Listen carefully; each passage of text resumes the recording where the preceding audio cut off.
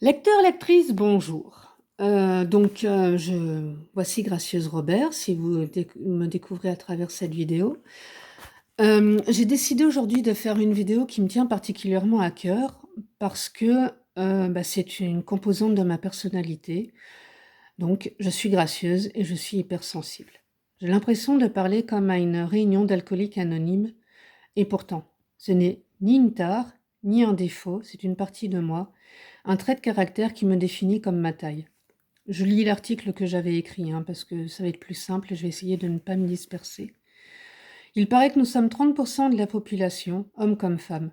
Et pourtant, lorsque nous parlons d'hypersensibilité, tout le monde s'attend à nous voir fondre en larmes quand nous voyons un chaton pleurer sur Internet ou un bébé. Et pour les hommes, c'est comme s'ils avaient abandonné toute masculinité parce qu'ils se montrent plus attentifs à des thèmes ou des sujets qui intéressent plutôt les femmes d'ordinaire. Personnellement, je ne comprends pas pourquoi il y a des thèmes réservés aux femmes et d'autres aux hommes.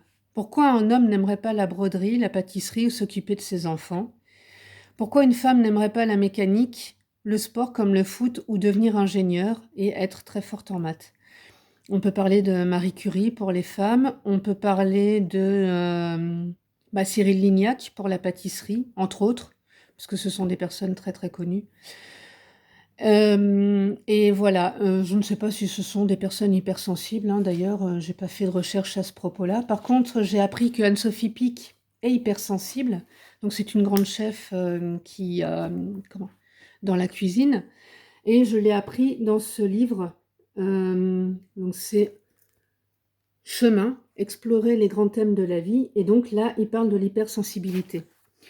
J'ai découvert ce magazine grâce à Alban Bourdi, donc un auteur que j'ai découvert, dont j'ai fait la connaissance à la soirée des auteurs et des éditeurs de Mons, grâce à Alain Mertens, qui organise cette soirée chaque année, que j'embrasse d'ailleurs s'il regarde cette vidéo, et Alban aussi, pourquoi pas.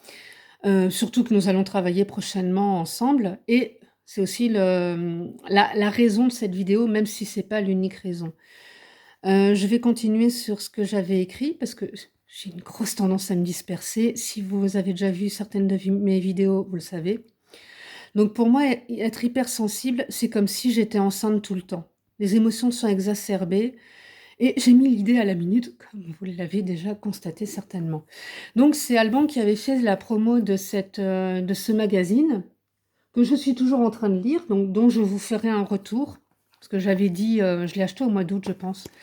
Et comme je suis un papillon qui va de livre en livre, pour le coup là, j'ai lu quelques articles, il y en a d'autres que je n'ai pas encore lus.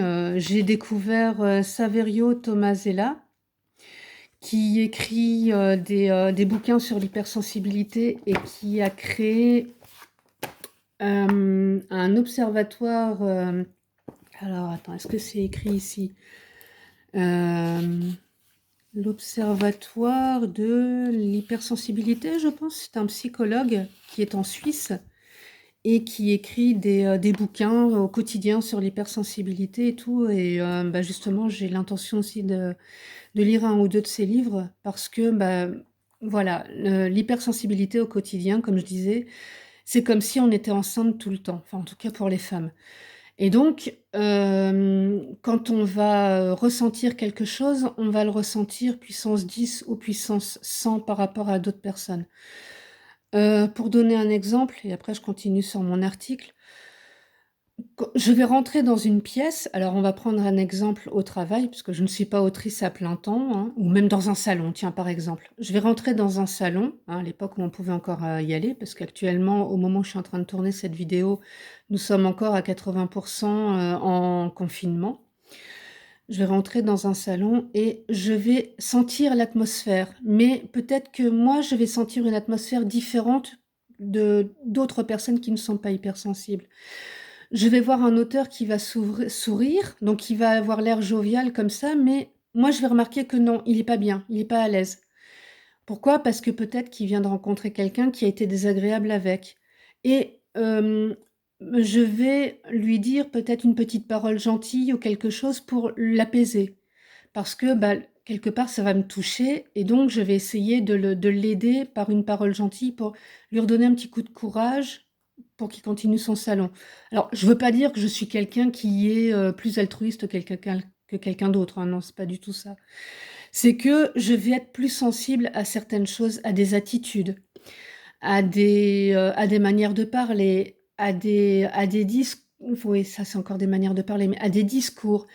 Je vais regarder la tenue de quelqu'un, je vais remarquer un détail qui va me faire dire que: «Tiens, cette personne-là, elle est pas bien». Ça va être, je sais pas moi, d'habitude, elle met pas de boucle d'oreille et là, elle en a mis. Tiens, pourquoi? Parce qu'elle a envie de se faire plus jolie aujourd'hui. Mais pourquoi elle a envie de se faire plus jolie, cette femme? Bah, parce qu'elle est pas bien et puis en discutant avec elle, en allant prendre un café avec elle, je vais apprendre que ça se passe pas bien dans son couple et au fur et à mesure du temps, bah, oui, je vais le remarquer et voilà. Enfin voilà, nous, on va voir des choses que les autres ne voient pas. C'est surtout ça. Alors, on va dire que j'ai été diagnostiquée, si on peut parler comme ça, parce que l'hypersensibilité n'est pas une maladie, n'est pas une tare, n'est pas une faiblesse, c'est quelque chose que l'on vit au quotidien et que l'on vit, bah, on va vivre les situations différemment des autres. Et donc, bah, j'ai consulté des kinésiologues. Par contre, quand elles m'en ont parlé parce que moi j'étais allée les voir pour des raisons particulières et quand elles m'en ont parlé, 2 personnes différentes et je ne leur ai pas dit. Enfin, la première, je lui ai pas dit parce que je ne le savais pas.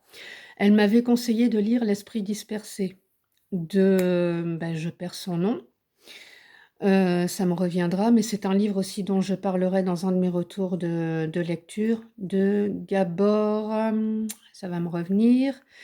Et je l'ai lu et ça a déchiré un voile, vraiment, parce que j'avais 30, ah oui, je ne parle jamais de mon âge, mais bon, on a bien compris que j'avais plus de la quarantaine. J'avais bien un bon 38-39 ans. Gabor Maté, «L'esprit dispersé» de Gabor Maté. Si vous avez tendance à papillonner, si vous partez dans tous les sens et tout, lisez ce bouquin. Pour moi, c'était une révélation. Et voilà, et quand elle m'a parlé de ça, donc à 39 ans, parce que voilà, c'est pas quelque chose dont on va nous parler d'office. C'est quelque chose maintenant dont qu'on dit dont on parle de plus en plus, qui est un sujet qui devient récurrent et quelque part, tant mieux, parce que ça peut aider des gamins des jeunes enfants qui le sont et ça va peut-être aider aussi les points de vue des profs ou des enseignants ou des parents ou de l'entourage pour aider ces enfants à vivre cette hypersensibilité différemment. Bah, voilà, moi j'ai compris pourquoi je réagissais différemment et j'ai réalisé beaucoup de choses. Ce magazine aussi donc, m'a quand même pas mal aidée, m'a donné aussi d'autres bouquins à lire et m'a permis à comprendre d'autres choses, notamment le fait que je n'étais pas toute seule. Et Alban m'avait invitée au salon de l'hypersensibilité à Paris. Je n'avais pas pu y aller pour un certain nombre de raisons, bah, notamment ma vie de famille qui faisait que c'était un peu compliqué de m'organiser. Mais depuis, étant donné la situation de pandémie mondiale, il organise régulièrement des choses via Zoom et d'ailleurs, il y a le salon Atypique Essence. Au moment où cette vidéo sera diffusée, le dernier salon aura eu lieu et on verra. Je pense que cette vidéo sera diffusée en mai parce que je vais faire le mois de l'hypersensibilité et j'étais très, très déçue de pas pouvoir aller au salon parce que je m'étais dit: «Ça va m'apporter pour mon quotidien, pour avancer, pour évoluer» et bah, du coup, maintenant, je continue à suivre ses publications et je n'ai pas parlé de la chaîne de Marjorie dont j'ai oublié le nom, mais je mettrai le lien en description où elle interviewe des zèbres qui sont indépendants. Donc la première vidéo que j'ai regardée, c'est celle d'Alban, qui parle aussi de Surdos Essence, son association, qui aide les surdoués, les zèbres de toute catégorie, les hypersensibles, à se rencontrer et qui propose des conférences, de retrouver des coachs, des psychologues, enfin voilà, il aborde, la zébritude sous différents angles et ce qui peut aider les zèbres de tout acabit à avancer ou à comprendre qu'ils le sont. Et bah, donc moi la 1re fois, c'est quand j'ai été, faire un commentaire donc sous le nom de Gracieuse, chez Margerie. Et là j'ai dit: «Bah, tiens ma cocotte, il est peut-être temps de l'assumer officiellement en tant qu'autrice parce que ça peut-être que ça se ressent aussi dans mes romans, ça se ressent dans mes écrits». Donc je me suis dit: «Tiens, voilà, je vais l'assumer officiellement». Ça peut se ressentir aussi dans mes retours de lecture, dans ma manière d'aborder les gens, dans mes interviews, dans mes activités d'autrice. Je n'ai pas envie d'être, catégorisée, c'est pour ça que j'ai hésité quand même à en parler parce que je me suis dit: «Je ne veux pas». Je suis déjà catégorisée comme grande, ce qui est pas toujours agréable, hein, parce que voilà, j'ai l'étiquette de, par moment, parce que j'ouvre ma grande gamelle, ce qui arrive assez facilement d'ailleurs et assez souvent: «Ah oui, elle, c'est une castratrice» ou quoi, non, je me contente de te répondre à la hauteur de ce que tu m'as dit, c'est juste ça. Et c'est vrai que, bah, la notice à l'usage des grandes madames, par exemple, je me suis dit: «Tiens, peut-être que là, cette sensibilité va ressortir aussi». Parce que oui, on ne vit pas forcément très bien le fait de se prendre des réflexions que la personne peut trouver drôles, mais que nous, nous ne trouvons pas drôles, par rapport, par exemple: «Ah, les grandes cheminées, on les tire mieux». Excuse-moi, mais c'est pas super agréable pour moi. Je ne suis pas qu'une grande cheminée, je ne suis pas un objet et qu'est-ce qui te dit que j'ai envie d'être tirée par toi? Mmh. Donc voilà.